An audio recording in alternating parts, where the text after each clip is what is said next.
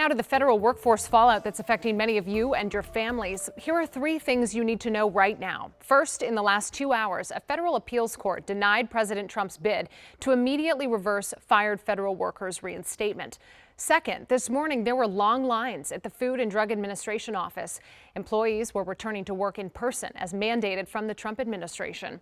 Last week, the agency alerted staff that it cannot guarantee workspaces or parking spots when they return to their offices because of space issues. And lastly, U.S. Senator Tim Kaine is calling the Trump administration's plan to cut the federal workforce a, quote, war on veterans.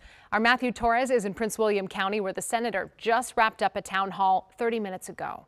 U.S. Senator Tim Kaine is calling the plan to cut the federal workforce a war on veterans. He says about 30% of federal employees are veterans, and about half of them have a disability. Less than 3 hours ago, Senator Kaine joined a room full of concerned veterans in Dumfries, a region near Marine Corps Base Quantico. Kaine wanted to hear what their concerns are and what he could do to better advocate for veterans on the Hill.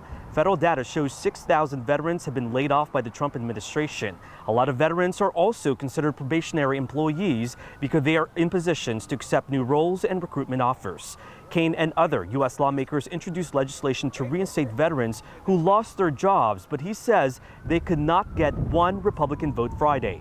He vows to fight for people who should not have been targeted in the first place. I describe it as a war on veterans for 2 reasons. The first is the mass firings of federal employees hit veterans harder than any other group. You know, in the civilian workforce, it's maybe 4 or 5% veterans at most. In the federal workforce, it's 30%. And those who are doing the firing know that, and yet they're still doing the firings. Kaine says for now there are challenges in court to reverse the policies. He's also urging state Republican lawmakers to reach out to President Donald Trump, especially Virginia Governor Glenn Youngkin, to sway him to protect the veterans more. There's also a lot of concerns on what this could mean to Veteran Affairs health care. I'm Matthew Torres, WUSA 9.